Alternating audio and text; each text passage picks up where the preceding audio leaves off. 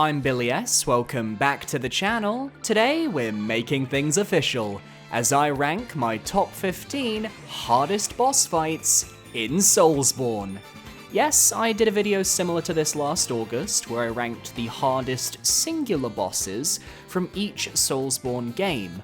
But if I'm honest, the list is a bit outdated, some of my opinions have shifted, and honestly, this update was sorely needed. To figure out these results, I took all of my hardest bosses from across the series, plus a little guest appearance from Armored Core 6. It's not a Soulsborne game, but it is FromSoft developed, please let me have this. I then added them all to an easy ELO ranker program and pitted them against each other to determine the results. Some of which shocked me, but I decided, regardless of how the results shook out, I was going to play them straight. Now, I've got a group of honourable mentions I'm going to quickly blast through, so let's get the pain out of the way early. At number 25, Dark Lurker, easily the sleeper pick for a hardest boss of Dark Souls 2. I can't help but feel that the challenge comes more from the run back than the fight itself, as you don't get a lot of time to practice the fight between spending humanity to get back there. At number 24, Burnt Ivory King. Last year I said you were one of the hardest fights in Dark Souls 2. I still believe that, but when you have all the Lois Knights backing you up, which is how most will handle the fight, you're honestly not that bad. I overestimated you. I thought you were stronger. At number 23, Dark Eater Midir. You're considered one of the toughest fights in Dark Souls 3, but I've got to be honest, once you understand the mechanic of smacking the head to do major damage, the fight becomes vastly more manageable, and I never struggled against you in a way that made me think, ooh, you're one of the hardest bosses in the series. At number 22, Orphan of Kos. While the community finds you to be the hardest boss in Bloodborne, I infamously have only ever died to you once, so my experience just doesn't match up with your infamy. At number 21, Demon Prince. I called you my hardest boss in Dark Souls 3 last year, but after reassessing because opinions are fluid, I was an idiot for saying that. I've changed my mind. At number 20, Slave Knight Gale, another boss that I feel I'm supposed to find hard, but I just don't. His attacks are very forgiving to roll through, and the main challenge is just how tanky his health pool is. At number 19, Valiant Gargoyles. You're the worst gank fight in the franchise, and I despise you with a passion. But since you're a mid-game fight, it is possible to over-level and avoid your difficulty entirely if needs be. At number 18, Air, the final boss of Armored Core 6's Fires of Ravenrout. She's extremely agile and tough to burst down, but if you stick to the edge of the arena, her movement tools are lowered considerably, neutering a lot of the difficulty. At number 17, Ornstein and Smo, the original gank fight. You were so close to qualifying for this list, but you're just not as difficult as you were a decade ago when I picked up Souls for the first time, and that's okay. At number 16, the final honourable mention, Black Dragon Calamite. You were my hardest fight in Dark Souls for so long, with your fire breath, your wonky hitboxes, and your calamity debuff, but that crown has been overtaken. Whew, that was hard. Beyond that, we had some bosses that didn't even crack my honourable mentions, like Moog, Godfrey, Radagon, Artorias. There isn't a single Demon Souls representative, it's brutal. With all that being said, my top 15 hardest bosses in Soulsborne, ranked. Let me know your hardest boss in the series, down below. At number 15, we have AAP07A Arquebus Balteus V2 Snail from Armored Core 6 Fires of Rubicon. The penultimate boss of the Liberator of Rubicon ending, V2 Snail is a character that you have been dying to take down across the game.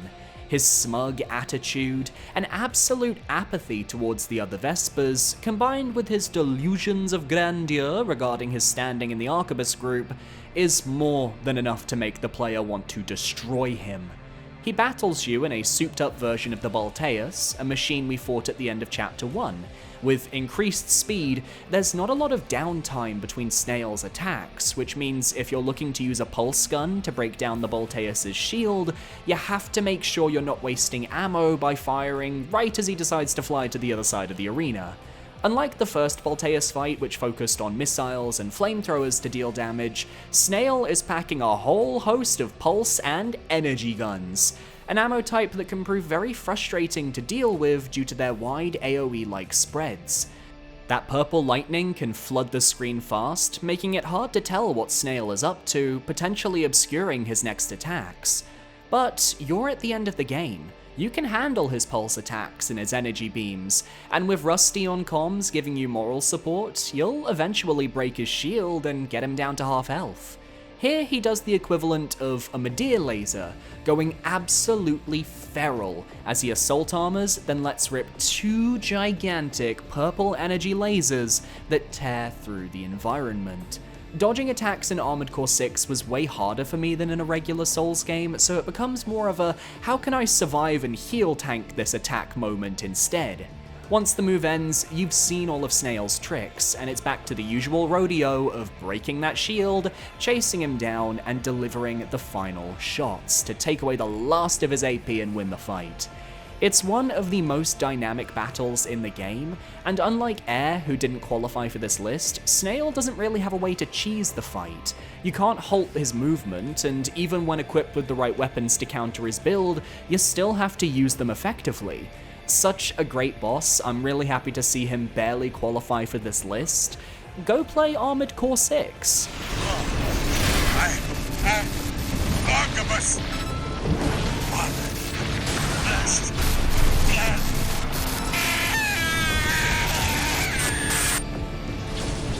At number 14, we have the Fume Knight from Dark Souls 2.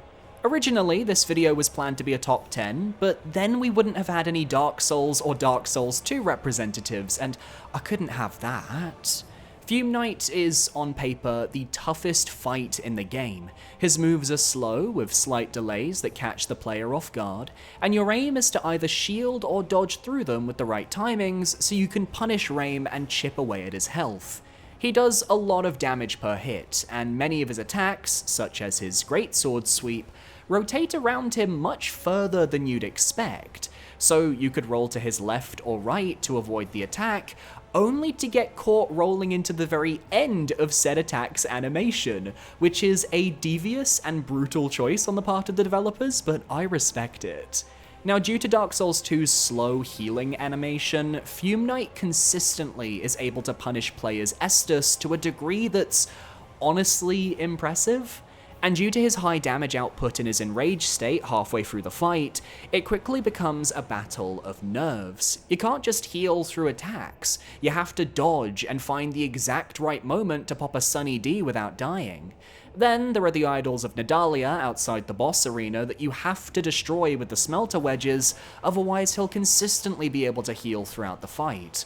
Always, and I mean always, save 4 of them for the boss. Don't put yourself in a position where you're forced to fight him with 1 alive, because it will be miserable. Fume Knight is just a classic boss. Learn the moveset, play well, and don't get greedy, which is a perfect strategy to have for many of the bosses on today's list. While I can kill him nowadays in 10 or so attempts, he was the bane of my existence when I first played the Dark Souls 2 DLCs, and thus I wanted to make sure he got a spot to shine.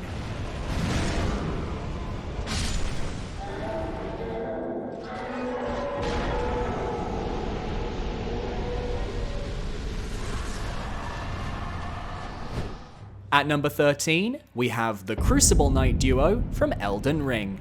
And I'm spoiling it now, this to me is my 3rd hardest fight in Elden Ring.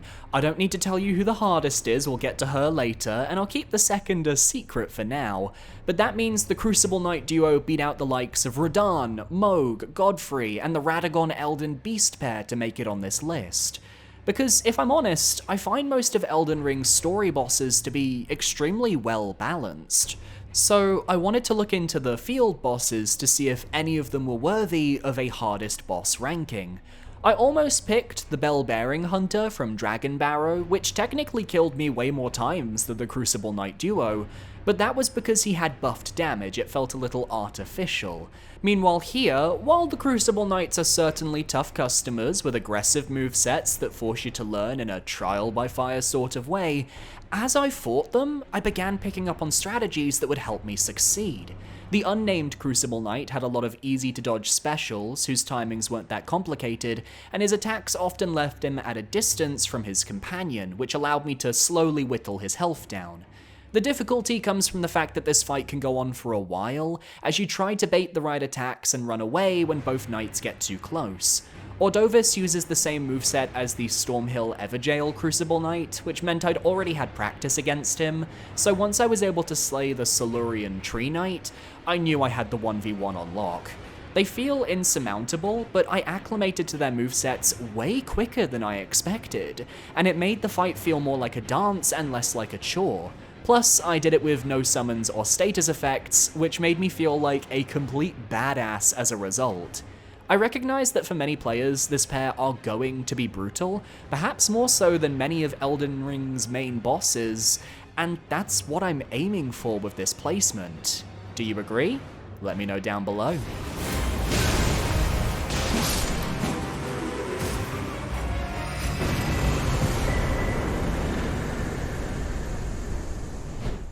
At number 12, we have Woedenaz, the King's Pets from Dark Souls 2. Yes, that's right, after going through the easy elo ranker, it determined that at least for me, Lud and Zalin were the hardest boss fight from Dark Souls 2, and I had to have a moment of self-reflection when I saw this. How on earth could they be the hardest fight? They're two reskins of a fairly well-balanced boss from earlier in the DLC, surely Fume Knight is harder, right? But then I thought to my first experience with the DLC, with despawning every reindeer in the frigid outskirts because I died to the bosses that many times, and I realized I'm not ashamed to admit Lud and Zalin have the potential to be the hardest boss in Dark Souls 2. Especially as their boss runback is a massive resource drain that I actually can take into account when talking about this fight, unless you're rocking a billion life gems, in which case fair play to ya. Lud and Zalin start off relatively straightforward. It's Ava's moveset, and you're only fighting one cat to begin with. It can jump at you, attack with its claws that I always mistime my dodges for, and summon spells to home in on you from far away. I've always found that whether I have a good run at this pair is dependent on whether I can kill the first cat before the second joins the fray.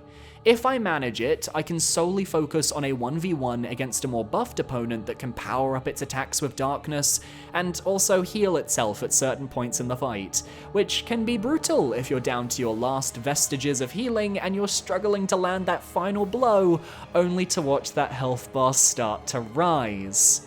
But most of my failed runs are because I'm unable to kill the first cat in time, and it leaps away, joining the second, forcing me to chase him down because fighting both of these bosses simultaneously for an extended period of time just isn't viable. Despite being glass cannons with their health, they manage to work really well together and create an energy that always puts me on edge.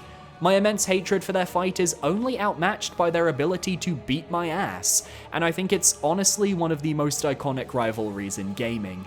If they didn't have that boss run back ruining my spirit every time I had to fight them, I think they'd be much easier to handle. But they just put me in a bad mental headspace anytime I'm resigned to fighting them, and I think that actually takes them over the edge of difficulty compared to the Fume Knight.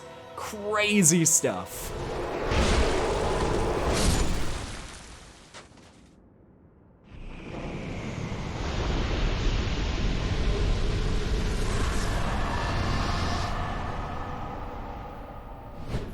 At number 11, we have Manus, Father of the Abyss, from Dark Souls. There's something to be said about a game that you found incredibly difficult years and years ago, just not giving you that same level of difficulty today. Dark Souls falls into that trend, despite how much I adore its boss roster. But even then, Manus puts up one hell of a fight in his journey to slaughter the chosen undead. He falls into a category of a boss that is difficult because they challenge the very foundations of the game they're a part of. Manus, in this case, is much faster and more aggressive than any other fight in Dark Souls 1. Where for most of the game, slow and methodical movement reigns supreme, he demands that players acclimate to his speed, having less downtime between attacks and more dangerous combo strings. The wombo combo that if you get caught in, you just have to sit there and take it being my absolute favourite. How about his various dark magic spells that can decimate your health bar near instantly? You can use the pendant found in Ulasil Township to surround yourself with a burst of light that dispels the magic, but even then that's not a guarantee you'll come out of each of those attacks unscathed. It's also possible to do the fight without the pendant, as my boyfriend attests to, but it's definitely a much harder experience. I died to Manus way more than 50 times on my first run of the DLC, and while I fully understand his moveset now, I still have a few instances where I get cocky and lose the battle. Especially towards the end, it often feels like Manus gets more aggressive with throwing out his attacks, but that could also just be me imagining things due to the tension of getting the boss down to a slither of remaining health. Manus is a Bloodborne beast boss who snuck his way into Dark Souls and onto this list, and that's honestly iconic.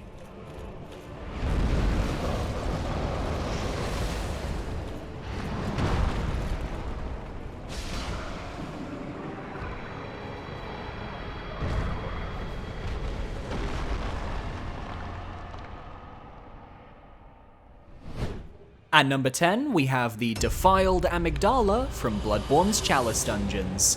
If you're taking the preset path to reach Queen Yharnam, you will eventually have to go through the Defiled Chalice, where your health is reduced by 50%, while every enemy has the ability to 3-shot you if you're not careful. Now, I considered the Watchdog of the Old Lords for this spot, but I think his fight is easier to acclimate to, especially if you've leveled your vigor correctly, so Defiled Amygdala takes this spot instead.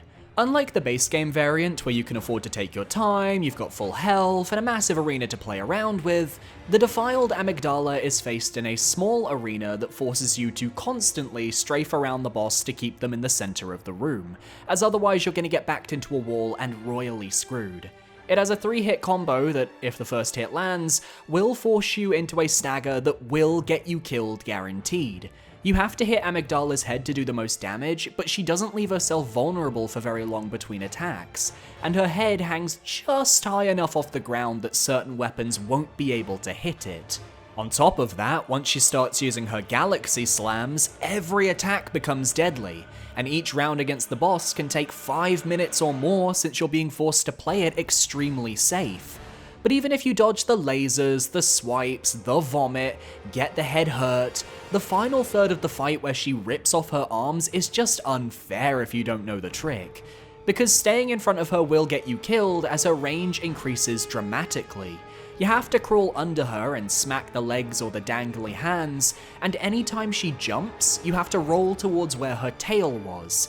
If you don't do this, Amygdala will land on you and one-shot your health. It's a brutal skill check that effectively asks you to play as perfectly as you can, with barely any fuck-ups. I'm sure there are cheese methods to whittling her health down nowadays, but if you're playing with a casual build or you're new to the chalices, you're not going to know about Amygdala, so you're going to get your world rocked regardless. Not the hardest Bloodborne fight for me, that actually goes to our next entry, but definitely the fight I died the most to, if that makes any sense.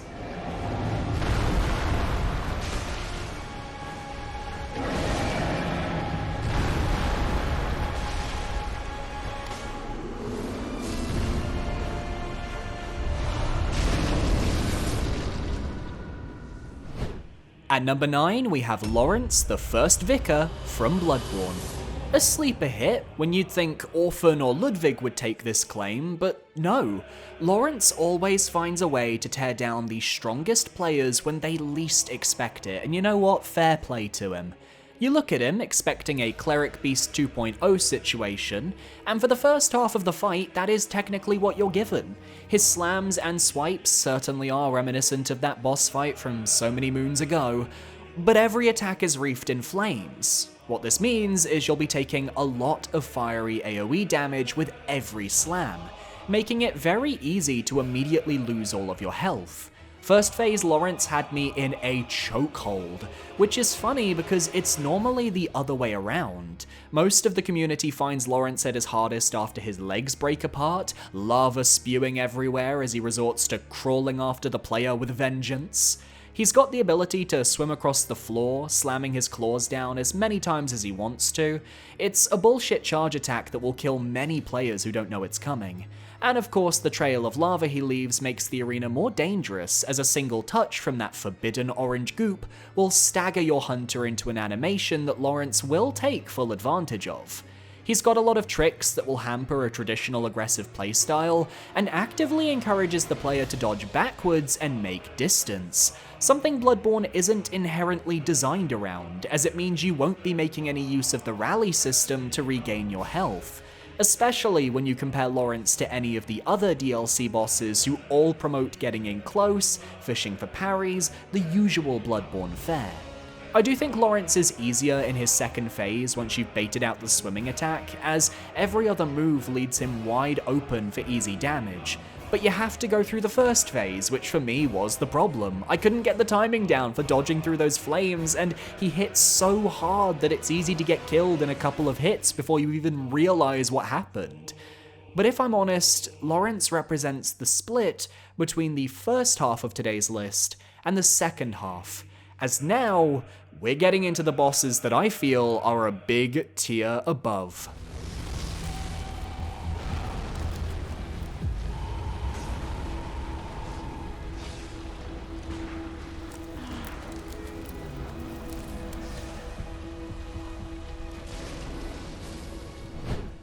Hey all, sorry to be a bother, but I'm trying to reach 35,000 subscribers by October of 2024.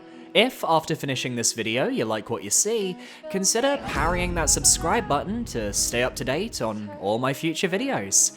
Back to the regularly scheduled programming. At number 8, we have the Nameless King from Dark Souls 3.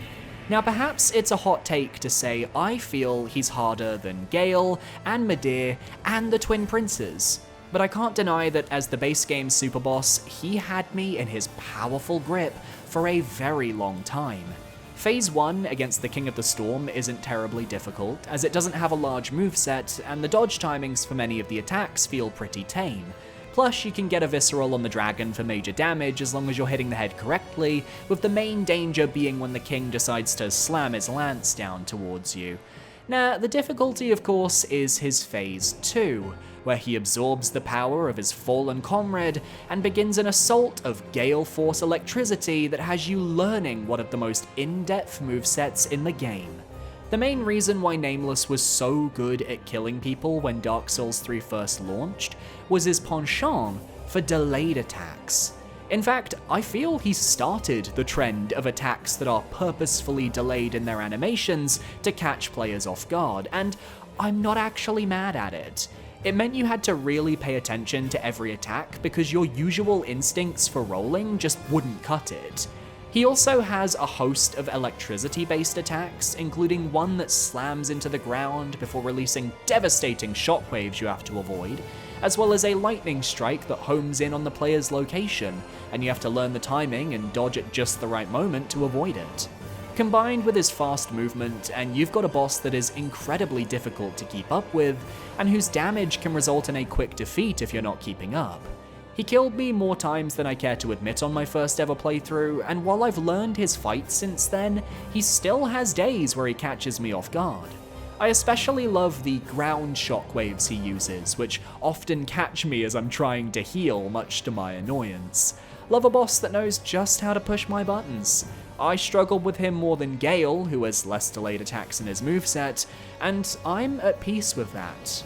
But he's not my hardest boss in Dark Souls 3. That goes to...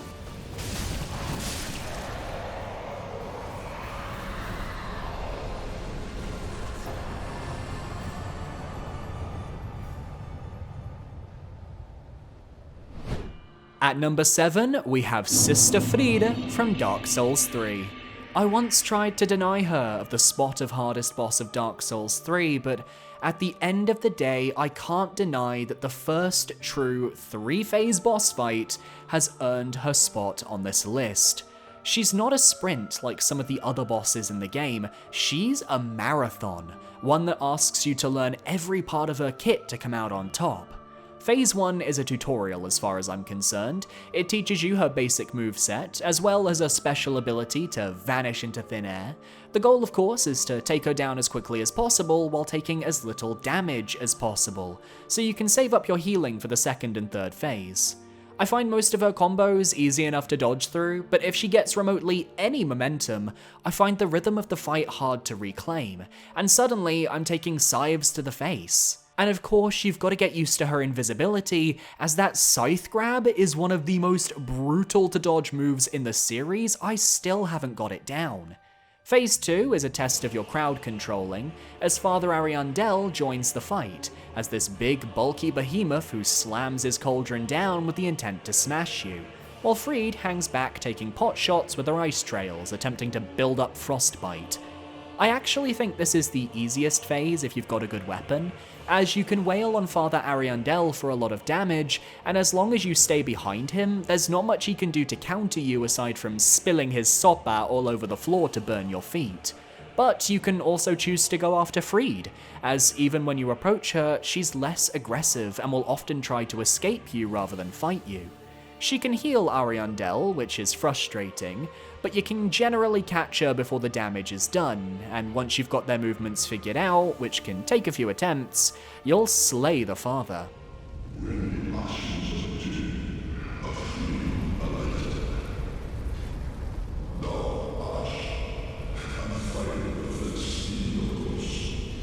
Then Black Flame Frida appears.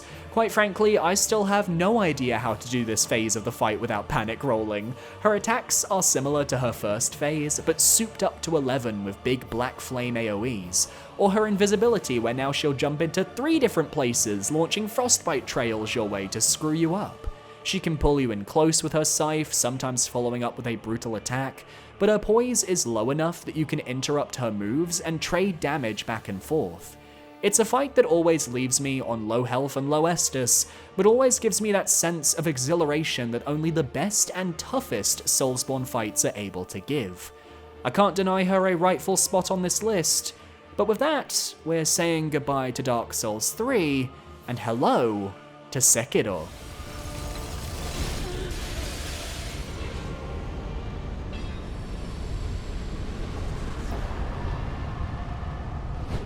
At number 6, we have Sword Saint Isshin, the final boss of Sekiro, Shadows Die Twice when you take on any route aside from the Shura.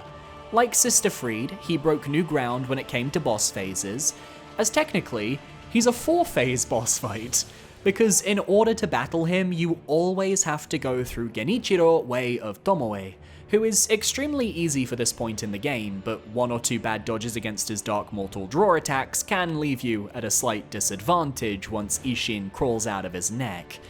Isshin starts off with his sword, fighting you with his Ashina arts, as you try to figure out the best way to counter and dodge each attack. I found strafing to his sides to be effective strategies for avoiding the worst of the damage, and it allows you to slowly whittle down his health. It's not easy though. I had to go through a lot of trial and error to learn the best way to tackle his sword attacks, and even then there's no guarantee it'll go perfectly. I'm not the best at perfect countering in Sekiro. I've been critiqued for my gameplay more times than I care to count despite having platinum the game, which means I tend to panic block. It just happens to work out for me because I panic block to a specific rhythm. Once you get him down to his second health bar, that's when everything goes to shit, as he pulls out a massive spear from the ground, as well as a gun which he can whip out at any time he wants to, Happy Chaos style. I personally find his spear moveset much harder to deal with, but it has a couple of moves that are easier overall to punish.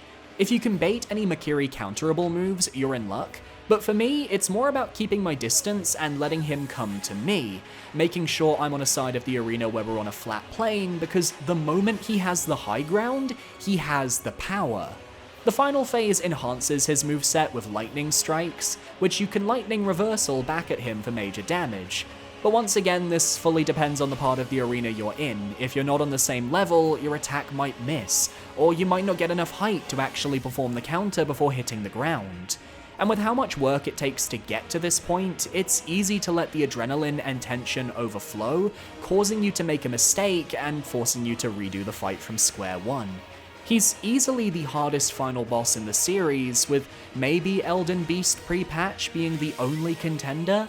A well-deserved spot on this list, but there are 2 more Sekiro entries that ended up being higher in our rankings.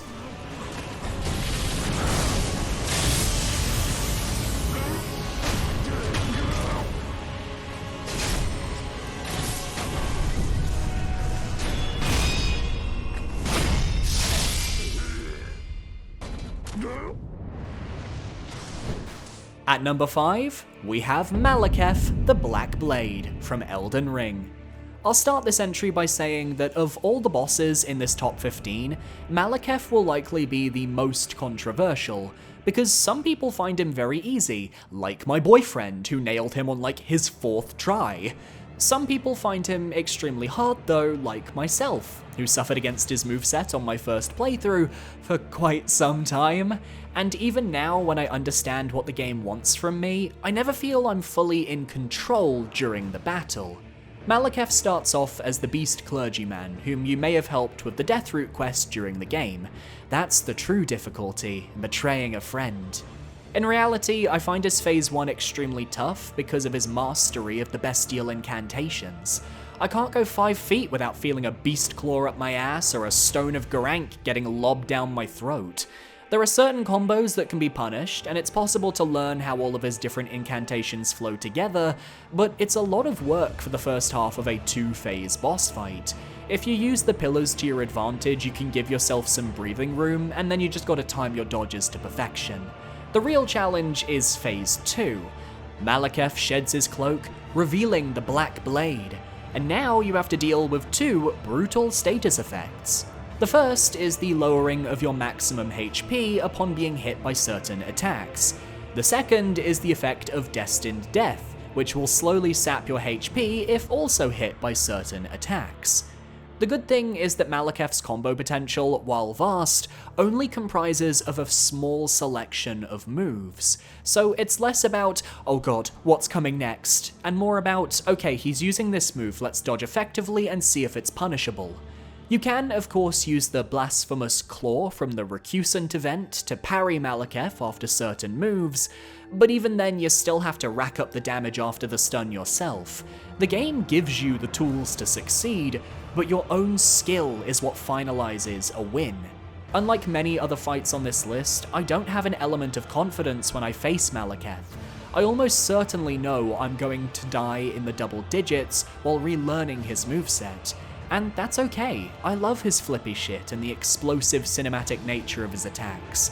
And for me, that's all enough to bring him into my top 5 hardest fights in Soulsborne. But then, every Elden Ring boss feels easy compared to her.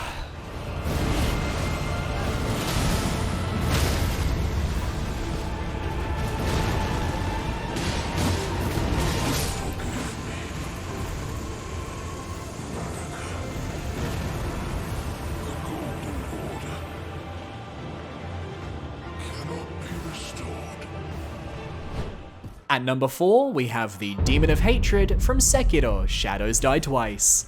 I'm not certain how the community feels about this boss, but I have what would be considered a very complicated relationship with it. The first time I took on this boss, I found the change very exhilarating. After all, it takes all the elements of Sekiro that you know and love, and chucks them in the bin. Because the Demon of Hatred is a Souls boss through and through, and it's up to you to figure out how a shinobi would handle something that's more befitting of the Unkindled One, or the Chosen Undead, or the Tarnished. Managing to take down this beast the first time felt like I'd climbed a mountain, summited, and crossed into the beautiful lands beyond. Whereas, when I took on this fight for my recorded run last year to get footage for this channel, I had a very different story. I thought I remembered my strategy well: buy the flame umbrella to block some of the major fire attacks, and then unlock the skill to do the counter damage, something I admittedly forgot to buy until halfway through my Demon of Hatred runs. Go me. Have the Malcontent Whistle as a backup to stun the boss if things get too tough, and tried to keep distance because many of the attacks have a large range but can be outran due to Sekiro's fast movement speed. Little did I know, I'd be getting clipped by attacks I didn't think I should have been clipped by, knocked over by a near impossible to react charge attack more times than I care to admit, and getting destroyed by those foot stomps when too close to the boss while doing damage. Demon of Hatred hurts so much, and there's no concrete way to cheese the entire fight. The whistle stuns him up to 3 times, similar to Gascoigne's music box in Bloodborne, but that's not going to help long term when he's got health bars the size of trucks, and 3 phases for you to fight through too. I had a miserable time fighting him in my last playthrough, and I ultimately came to the conclusion that while I think he's an extremely well-designed fight, and a great subversion and optional challenge for the game he's in, he also just irritates me, and some of his moves feel so cheap to die to, but he's a cinematic spectacle and easily one of the toughest fights in the series. But there's one Sekiro duel that's a tad higher.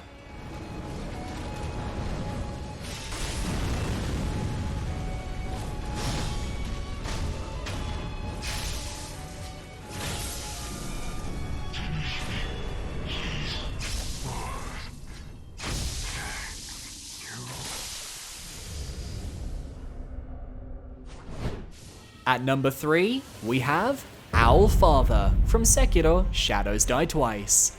Now, people who watched my boss quality rankings knows that I'm actually a bigger fan of Great Shinobi Owl, because I prefer that more malicious portrayal of the character. But I'm not delusional, Owlfather is easily the toughest fight in Sekiro that I've played. I haven't experienced the inner fights from the gauntlets, so I really can't comment on those, but Owlfather himself is like if Great Shinobi Owl ditched his sneakier tools, and then did a line of crack to buff his speed and attack combos. Everything that you think was safe to punish from the last Owl fight is suddenly getting follow-up attacks, and you're having to question everything you thought you knew. Shuriken and gunpowder are his weapons of choice, which he often uses before following up with major sword slashes that are tough to dodge and block through. But once you get the timing down, it feels so good to go toe-to-toe with Father. You can't use any charged attacks either, as he can Makiri counter you, and your shinobi tools aren't much use. Maybe the Mortal Draw if you can time it right, but that's about it. During the second phase, he breaks out his Spirit Owl, which he can use in his combos to teleport to its position, potentially getting behind the player, or forming it into a Flaming Phoenix that the player has to dodge before following up with a hard-to-counter thrust attack. You can use the pillars in the room to help mitigate some of the danger, break line of sight, a classic Soulsborne technique, but ultimately it's up to your own skill with a sword to see you through to the fight's conclusion. One wrong move can cost you so much health, leaving your healing gourd empty by phase 2. His moveset is straightforward, but learning to master it is not. It took hours upon hours of tries on my first go-around, and it took hours of tries this go-around as well. A boss that consistently manages to challenge me, but with a difficulty that I feel is perfectly balanced and extremely satisfying to overcome. And he would have been our number 2 boss had I not played Armored Core 6 2 months ago.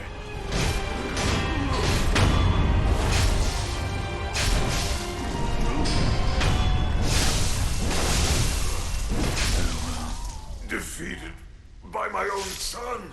The feeling is not entirely unpleasant. At number 2, we have IB01 Cell 240, also known as the Ibis unit from Armored Core 6 Fires of Rubicon. I am so grateful to have experienced this boss in time for this video, because I need you all to see the absolute insanity that is the Ibis unit. For context, it's the end of Chapter 4, the penultimate chapter of the game, and you've taken on some pretty tough but manageable foes up to this point. You felled a giant ice worm, destroyed a giant sea spider, as well as a whole host of tough AC battles against other pilots, all leading you to this coral-powered behemoth. The Ibis unit has one goal in mind, staying as far away from the player as possible while firing the most unhinged level of ballistics at your AC to destroy you as quickly as possible. And yet it looks so cool while doing so! It uses coral drones which all fire coral lasers, and the way the Ibis positions them throughout the fight is just so cool! That's the only word I can use! She can use her melee weapon, the Coral Moonlight Greatsword, yep, you heard me, to create various light slashes that blast across the arena, which I absolutely suck at dodging. And even has an ultimate X-Scissor move that can wipe your entire AP pool in a single blow. The trade-off is that the Ibis series is incredibly fragile, so if you're able to stun it just 2 times, you'll be able to destroy that initial health bar. The lack of downtime can be incredibly frustrating, especially if you're not running the best loadout, but you can switch gear anytime you die, so it's about trying different battle styles until you find one that can handle the Cell 240. So you take it down. Wait, it's coming back. It's reactivating. And then Phase 2 begins. I genuinely wanted to cry the first time I realized this was a 2-stage boss fight, because the game truly tricks you with the slow-mo effect and me being completely out of healing items, so that it revives, coral energy surges everywhere, and the Ibis weapon goes Super Saiyan. But I actually think Phase 2 is easier than Phase 1, as while it's still zipping around the arena like a superpowered mosquito, it spends less time using its big attacks on you, firing at you with smaller drone shots to whittle your health down. Then, when it reaches half of its AP, it'll break out a special one-off attack where it turns into a giant coral manta ray which you have to avoid, lest you take over 2,000 damage per hit. And it ended a couple of my runs. But get past that, and you've basically got a golden ticket to take down the Ibis unit and end the fight for good.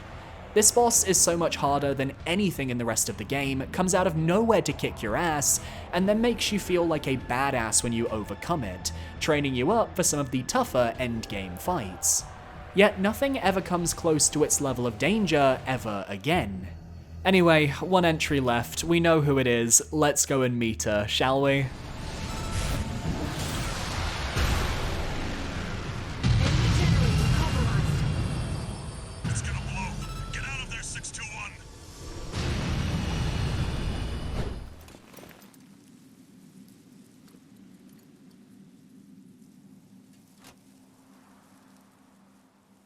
Heed my words. I am Malenia, Blade of Mikola.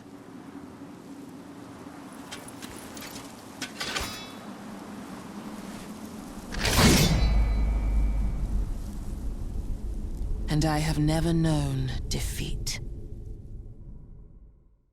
At number 1, we have Malenia, Blade of Mikola, Goddess of Rot, the woman who destroyed me 141 times in my last run, I counted.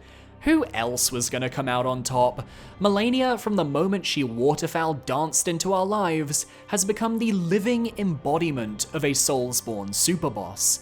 She's optional, found in the depths of a hidden legacy dungeon, and has some of the most unforgiving mechanics known to mankind. And last year, I let my feelings be known. I felt she was too hard for her own good. I felt she was bloated with mechanics to the point of feeling unfun and downright anger-inducing to go up against. Lifesteal? Waterfowl dance? Scarlet Rot? Pick a struggle, Malenia, pick a struggle. And yet, I still adore her. Maybe it's just the gay in me being like, oh my god, strong woman, slay, woman empowerment. There's something so charismatic about this woman that she keeps me coming back for more, even though I know she's toxic for me, quite literally in the case of her Scarlet Rot. In the moment fighting her, I can be frustrated and angry, but at the same time, locked in, and playing at the highest level I've played in a video game. Straight up, no matter how you beat Malenia, whether it's spirit summons, cheese, or like me in the recorded run solo, you deserve to celebrate that achievement and not let anyone bring you down. There is no other boss that can, even after hundreds of attempts, still catch me off guard in the first few seconds of a fight and immediately end the run. Her lifesteal means you have to play perfectly, find every punish window, and react accordingly when she inevitably responds back. You've got to find a way to counter Waterfowl Dance, whether that be the dodging method I couldn't get down for the life of me, or running away the moment the animation builds, or just rolling, blocking, and hoping for the best. Waterfowl Dance starts, and I think, okay, I just need to make sure she doesn't recover all her HP. And then the second phase with the Scarlet Rot added to the mix, whew. I think many of her second phase attacks are actually easier to avoid than the first phase because of their grander nature. You'll get caught on them a lot more and it can be frustrating because the moment you're hit with Scarlet Rot, that is your run ended, but I still think it's fair. I really enjoy dodging her clone attack because I've memorized the pattern and I know I can dodge it relatively well, which is satisfying to pull off. And beyond all that, the fact her moveset evolves in Phase 2 while keeping aspects of Phase 1 is the type of difficulty I really adore. Do I think Waterfowl Dance would be better if it could only be used a couple of times per fight? Yes. Her being able to use it unlimited is just so powerful when I think she's already an incredibly difficult fight with the lifesteal mechanic already. Without Waterfowl, she still tops the list for most difficult fights, and it's still not even close. But I guess what I'm trying to say is, the me from last year who was frustrated at Malenia was coming at it having just freshly finished her fight for recording purposes. With some distance, I can appreciate her difficulty like a fine wine. I don't feel the desire to fight her again anytime soon, admittedly, yet I'm grateful that FromSoft said, fuck it, we'll make something hard, a little unbalanced, and see if the community can handle it. And to nobody's surprise, no matter how difficult things get, we can, because we are a talented community of individuals who will overcome every single hurdle that FromSoft throws at us. And we're getting another boss in Shadow of the Erdtree on the same level as Malenia. Ooh, fuck. I'm gonna have to update this list in the summer, aren't I? I am excited to see what happens when Erdtree releases. Woo!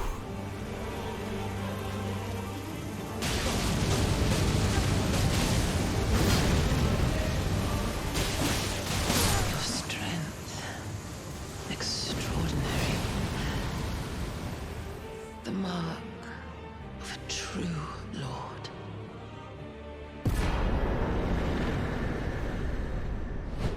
And that's my list. What do you think of my hardest bosses in Soulsborne? Do you think I need to get good?